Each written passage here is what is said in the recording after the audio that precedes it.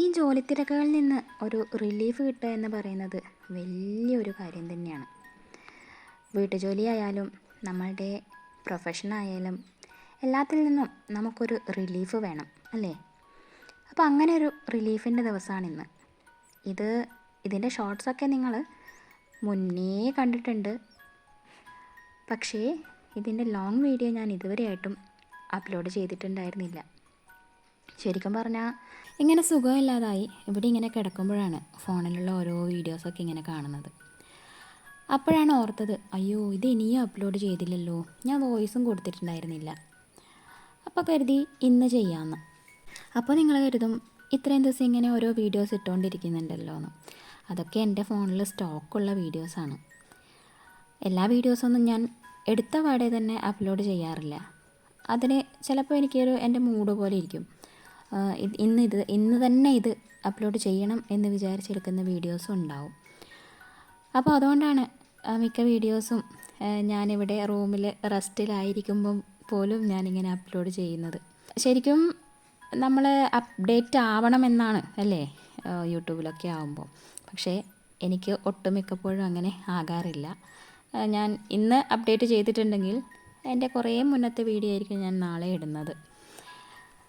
അത് കുഴപ്പമില്ല എന്നാണ് എൻ്റെ ഒരു വിശ്വാസം. അപ്പോൾ ഞങ്ങൾ പയ്യാമ്പലം ബീച്ചിലോട്ടാണ് പോയത്. അവിടെ പോകുമ്പോൾ തന്നെ ഒരു പട്ടത്തിൻ്റെ ഒരു കടയുണ്ടായിരുന്നു. അപ്പോൾ മോള് പറഞ്ഞു എനിക്ക് പട്ടം വേണമെന്ന് പറഞ്ഞിട്ട് അങ്ങനെ ഒരു പട്ടം വാങ്ങിച്ചു. ആ പട്ടമാണെങ്കിൽ ഞങ്ങൾ പറയുന്നതൊന്നും അനുസരിക്കുന്നില്ല. എന്താ പറയുക, ഭയങ്കര വയലൻ്റായിരുന്നു പട്ടം. അങ്ങോട്ട് പേടിക്കുമ്പോൾ ഇങ്ങോട്ട് ഓടുന്നു, ഇങ്ങോട്ട് വലിക്കുമ്പോൾ അങ്ങോട്ട് പോകുന്നു എന്ന് പറഞ്ഞതുപോലെ. അപ്പോൾ കുറച്ച് സമയം നമ്മളതൊക്കെ ഒന്ന് സെറ്റാക്കാനൊക്കെ നോക്കി. പിന്നെ മോളുടെ വലിയൊരു ആഗ്രഹമായിരുന്നു നമ്മൾ ബീച്ചിൽ പോയാലും നമുക്ക് മണലിൽ കളിക്കാമേ. മുന്നേ അവൾ ചെറുപ്പത്തിൽ ഞങ്ങൾ ബീച്ചിൽ പോയപ്പോൾ ഞാനും മോളും കൂടിയിട്ട് ഒരു കുഴിയൊക്കെ ഉണ്ടാക്കി ഇതുപോലെ കളിച്ചിരുന്നു. അപ്പോൾ അതിൻ്റെ വീഡിയോ അവൾ കണ്ടതിന് ശേഷം എപ്പോഴും പറയും നമുക്ക് ബീച്ചിൽ പോയാൽ അങ്ങനെ കളിക്കാം എന്തായാലും എന്ന്. അങ്ങനെ അവളുടെ ആ ഒരു ആഗ്രഹം കൂടി സാധിച്ചു കൊടുത്തു. പിന്നെ കക്ക പെറുക്കലായി. ചിലവരതിന് കക്ക എന്ന് പറയും, ചിലവർ ഇളമ്പക്ക എന്ന് പറയും. അപ്പോൾ ഇതെന്തിനാ പെറുക്കുന്നതെന്ന് ചോദിച്ചാൽ നല്ലൊരു രസം, അത്ര തന്നെ, ഒരു സാറ്റിസ്ഫാക്ഷൻ.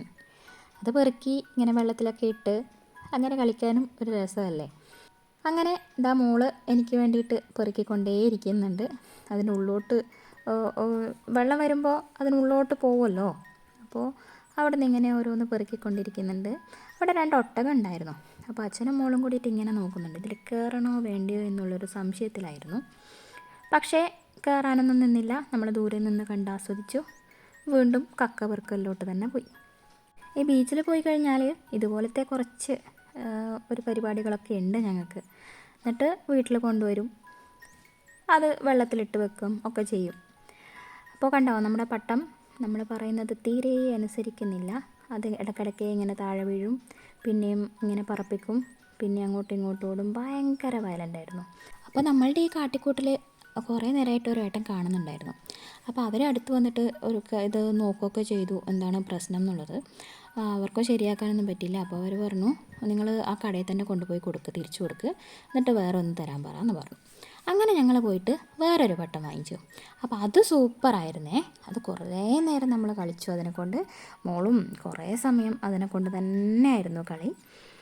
അപ്പോൾ അങ്ങനെ നമ്മൾ ഏകദേശം ഒരു 4:30 വീട്ടിൽ നിന്ന് ഇറങ്ങി.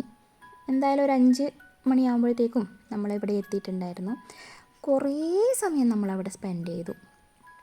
ശരിക്കും പറഞ്ഞാൽ നമ്മളുടെ ആ ഒരു സ്ട്രെസ്സും ഒക്കെ നമ്മൾ വിട്ട് ഒക്കെ മറക്കുന്നത് നമ്മൾ ഇതുപോലത്തുള്ള അവസരത്തിലാണ്. നമ്മൾ സ്നേഹിക്കുന്നവരെ കൂടെ ഇതുപോലെ കുറച്ച് സമയം നമ്മൾ എന്തായാലും സ്പെൻഡ് ചെയ്യണം. അങ്ങനെ കുറേ നേരം കഴിഞ്ഞ് ഈ സൂര്യാസ്തമയമൊക്കെ കണ്ട് അങ്ങനെയാണ് നമ്മൾ അവിടെ നിന്ന് മടങ്ങിയത്. അപ്പോൾ വണ്ടി അവിടെ പാർക്ക് ചെയ്തിട്ട് നമ്മൾ നടന്നിട്ടാണ് ഇങ്ങോട്ട് വന്നത്. ആ വരുന്ന വഴിക്ക് തന്നെ ഒരു ഷോപ്പുണ്ടായിരുന്നു.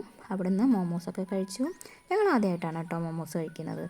നല്ല ടേസ്റ്റ് ഉണ്ടായിരുന്നു, എല്ലാവർക്കും ഇഷ്ടമായി. ഇനി നമുക്ക് വീട്ടിൽ നിന്ന് ഉണ്ടാക്കാമെന്നൊക്കെ പറഞ്ഞിട്ട് അങ്ങനെ അന്നത്തെ യാത്ര നല്ല ഒരു ഓർമ്മ സമ്മാനിച്ചു. എല്ലാവർക്കും വീഡിയോ ഇഷ്ടമായി എന്ന് വിചാരിക്കുന്നു. അടുത്ത വീഡിയോയിൽ കാണാം.